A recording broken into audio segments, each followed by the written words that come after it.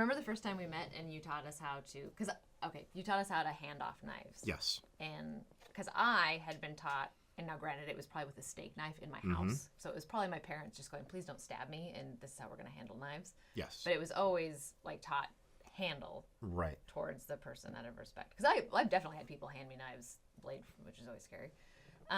But that is not correct. Correct? That is not correct. Correct. Because the tip is pointing back at you, or the tip is pointing at me, and we should have it in a neutral space. So it's a very Filipino way of passing a blade.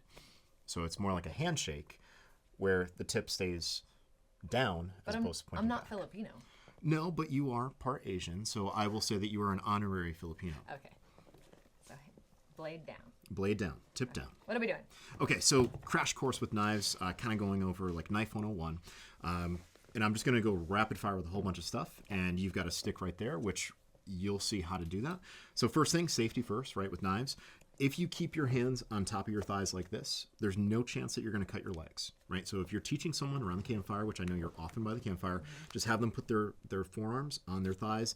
Everything is done out here. Okay. And just remind people that if that knife goes on forever, it can cut forever. So assuming that I'm cutting in this direction, there should be nothing dangerous there, nothing that could be potentially dangerous, like someone else.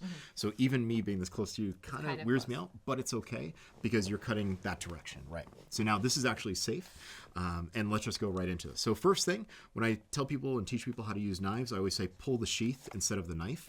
So if you think about it, if we were going the other way and if I had this blade here, I could pull the knife towards you. That's not safe. So I keep the knife still and I pull the sheath. Okay. The only time that that's going to change is if it's attached to your body and you can't move the sheath.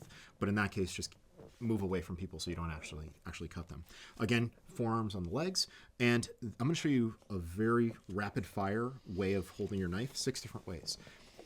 Hammer grip. Hammer grip is just like you would swing a hammer. It's the strongest grip. So on this stick, and I think you've got one kick around here, you can try it out. It is going to make your wrist the strongest, right? So you can actually cut pretty easily through the sticks just with that hammer grip. And if you do this on 4 different sides, you can get a nice chisel tip that you can use for a tent steak, okay?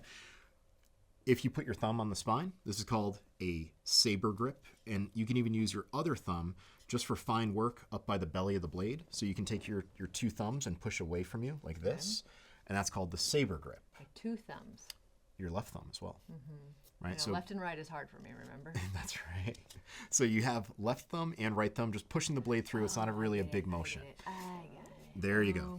Okay, so now what you're doing is called beveling, and you can bevel the tip that way, or you can use this paring knife grip, where all you have to do is open and close your hand, and I can just open and close my hand, keeping my thumb away from the edge, and that allows me to just take little chips of the wood out without actually cutting my thumb. This scares me. So open, close, open, close, open, close. Okay. Yep, just open and close, open and close. Yes. Just make sure your thumb doesn't go in the way of that blade. I know, that's what I'm afraid of. But you do it enough, and next thing you know, it's gonna be second nature. Next thing you don't have a knife. So we have hammer grip, we have saber grip, we have that paring grip. If we turn the blade 90 degrees and we put our thumb on the flat, this is called a foil grip. So I can bring my tools in close, and I can use this foil grip to be very, very precise. And if I need to, and I'll demonstrate this one, right? If I need to, I can also try to touch my shoulder blades together, and I can cut through the wood like this. Okay. I'm doing this intentionally, by the way. Yeah. Okay. I hope so. So we have hammer grip, saber grip, foil grip. We have that paring knife grip. If we had to cut cordage, the safest way to cut cordage is for you to cut back towards yourself, as opposed to cutting through the rope to me. So if we had to cut cordage, we would want that edge to come back at us. Okay. We just wouldn't want to self-impale. Right? So we have hammer, saber, foil. We've got that reverse grip. We've got the paring grip. I think if you do any work with animals, right, you cover the tip with your finger and you slice like this, and then that way you don't rupture any organs. So this is often used when you're cleaning an animal. Usually 2 fingers kind of hold the skin up, and that 3rd finger goes like that. Okay. So that's our skinning grip. Another grip. Wait, do the skinning grip again. Skinning grip. So I'm just kind of working forward of the handle, running my finger down the tip of the blade, so move that digit up there. Yep, and you're just using the belly of the blade. Okay. Just like that. So hammer, saber, foil, reverse grip, paring knife grip, skinning grip. Okay, the extended grip. You've got a lanyard on there. It's Citizen J yellow. If you take your knife and you position it like this, that allows you, and I'll do this over here. We can try this one off camera later on, but that allows me to chop with my knife and actually use my knife like a much larger tool. Keeping your fingers in the lanyard. That's an extended grip. Now, I saw you do this one earlier, and it scared me, and that is the reverse grip.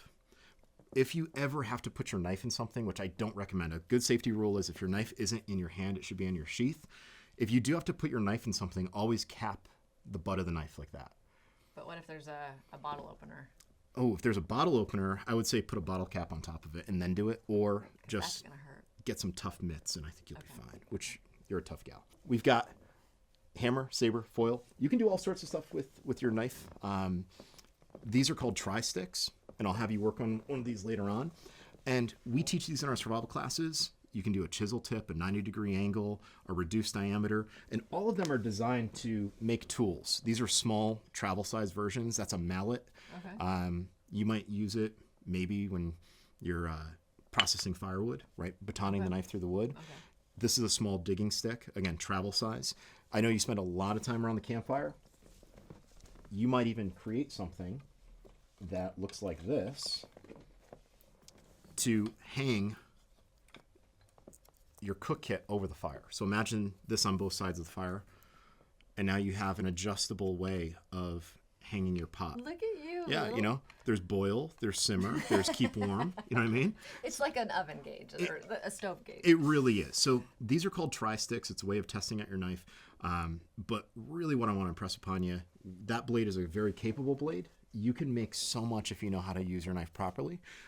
But you also just want to make sure that everyone in your camp is using your knife safely. Okay. So don't cut towards yourself. Respect that blood triangle. Keep your hands on your thighs like this.